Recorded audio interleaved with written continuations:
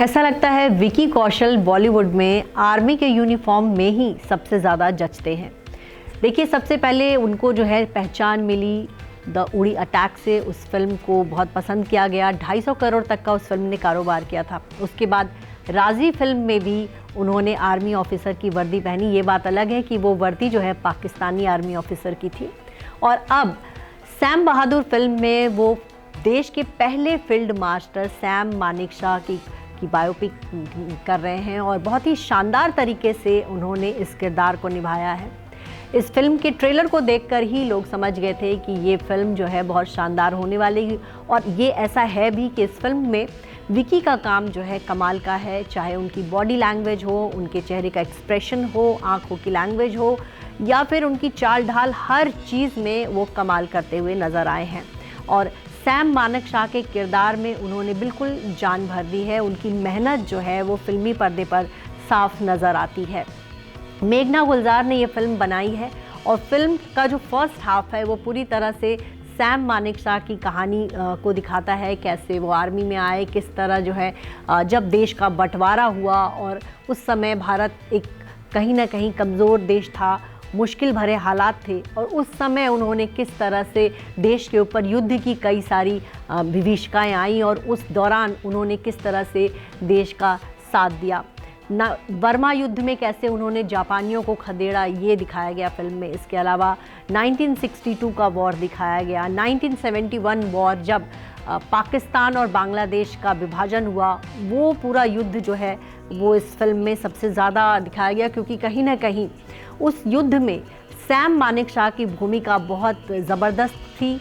और उस समय देश की प्रधानमंत्री थी इंदिरा गांधी और उनका किरदार इस फिल्म में किया है फातिमा सना शेख ने, और अपने किरदार के साथ उन्होंने पूरी तरह से जस्टिस किया है। सैम मानेकशॉ की पत्नी के रोल में हैं सानिया मल्होत्रा। उनकी सैम मानेकशॉ की पर्सनल लाइफ भी फिल्म में दिखाई गई है। वहीं युद्ध के मोर्चे पर किस तरह से वो डटे रहे ये दिखाया गया है। किस तरह से उनको गोलियां लगी थी लेकिन फिर भी वो जो है अपने देश के लिए उनके अंदर जो लड़ने का जज्बा था वो आप इस फिल्म में देख सकते हैं। साथ ही जब देश का विभाजन हुआ था तब सैम मानेकशॉ को पाकिस्तान की तरफ से कहा गया था कि आप हमारे साथ आइए, लेकिन सैम मानेकशॉ ने इंडिया को चुना, क्योंकि उन्हें इंडिया से प्यार था, उन्हें देश से प्यार था, और उस देश के साथ वो किस तरह से जुटे रहे, ये एक पूरी फिल्म की कहानी है। सैम मानेकशॉ की कहानी आप जानते हैं, तो उन्हीं की बायोपिक है और इसको बढ़िया तरीके से मेघना गुलजार ने पर्दे पर दिखाया है। युद्ध की विभीषिकाएँ दिखाई हैं, किस तरह से भारत के ने इतने युद्ध लड़े और उन युद्धों में सैम मानेकशॉ ने कैसे अपने देश की मिलिट्री का नेतृत्व किया, ये आपको इस फिल्म में देखने को मिलता है। तो विकी कौशल ने लीड रोल किया है। इसके अलावा सानिया मल्होत्रा और फातिमा सना शेख हैं। नीरज काबी ने इस फिल्म में पंडित नेहरू का किरदार किया है। गोविंद नामदेव जो हैं सरदार वल्लभ भाई पटेल के रोल में हैं। जिशान अयूब ने याहिया खान, जो कि उस समय पाकिस्तान के राष्ट्रपति थे, उनका किरदार किया है। तो ओवरऑल बाकी किरदारों ने भी बहुत बढ़िया काम किया है, लेकिन विकी कौशल इस फिल्म की जान है, यूएसपी है।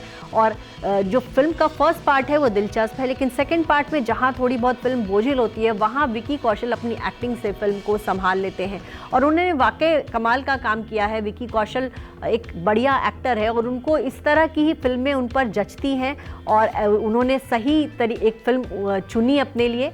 देखा जाए तो पिछले कुछ सालों से उनकी बहुत ज़्यादा फिल्में चली नहीं, कोई बहुत अच्छी फिल्में नहीं आई, और जब जब वो आर्मी की यूनिफॉर्म पहनते हैं विकी कौशल की जो अभिनय क्षमता है वो और खिल उठती है। और ये इस फिल्म को देखने के बाद मुझे लगता है इस फिल्म में गाने जो हैं गुलजार ने लिखे हैं, तो वो भी एक अलग स्पेशल ट्रीट है जो दर्शक हैं उनके लिए। मेघना गुलजार की फिल्मों को लेकर बहुत अच्छी समझ है और 2018 में आई उनकी फिल्म राजी को देख कर के साफ पता चल गया था, और कहीं ना कहीं उनकी दिलचस्पी जो है वो युद्ध बेस्ड फिल्मों पर ज़्यादा हो रही है। राजी के बाद उन्होंने सैम मानेकशॉ की बायोपिक बनाई और दोनों फिल्मों में विकी कौशल हैं, ये दिखता है। विकी कौशल से कहीं ना कहीं वो प्रभावित हुई होंगी, तभी उन्होंने इस फिल्म में उनको लीड रोल दिया। इससे पहले जो राजी फिल्म बनाई थी उन्होंने आलिया भट्ट उसमें लीड रोल में थी और विकी कौशल उनके पति के रोल में थे। फिल्म में इनका भी किरदार अच्छा था, लेकिन ओवरऑल वो फिल्म आलिया भट्ट की थी। लेकिन अब उन्होंने विकी कौशल को पूरा मौका दिया है और इस फिल्म के साथ विकी कौशल ने न्याय किया है। इस फिल्म के साथ सबसे बड़ी प्रॉब्लम ये आने वाली है कि ये एनिमल के साथ रिलीज़ हो गई है और एनिमल फिल्म को लेकर एक अलग ही भौकाल मचा हुआ है। युवाओं के बीच बहुत ज़बरदस्त क्रेज़ है। सबको लग रहा है कि कबीर सिंह वाली जो स्टाइल थी संदीप बांगा रेड्डी की, वो भी इस फिल्म में देखने को मिलेगी और यही वजह है कि दर्शक जो है एनिमल की तरफ ज़्यादा जा रहे हैं। लेकिन सैम मानेकशॉ के इस बायोपिक को माउथ पब्लिसिटी अच्छी मिल रही है। जो लोग भी सिनेमा हॉल से निकले उनको ये फिल्म पसंद आई और इस तरह एक अच्छी फिल्म जो है वो एनिमल के क्रेज़ के पीछे कहीं दब कर ना रह जाए। आपको बताएं, इससे पहले गदर 2 रिलीज़ हुई थी और उसके साथ OMG 2 रिलीज़ हुई थी। OMG 2 एक बिल्कुल अलग तरह की फिल्म थी। गदर 2 सीक्वल फिल्म थी जिसका इंतज़ार लोग सालों से कर रहे थे और लिहाजा जाहिर है गदर 2 को दर्शकों ने ज़्यादा देखा, लेकिन OMG 2 को माउथ पब्लिसिटी अच्छी मिली और इसी वजह से OMG 2 ने 150 करोड़ तक का कारोबार किया। लेकिन अगर वो फिल्म गदर 2 के साथ नहीं रिलीज़ हुई होती तो उस फिल्म का बिजनेस 250 से 300 करोड़ तक जाता।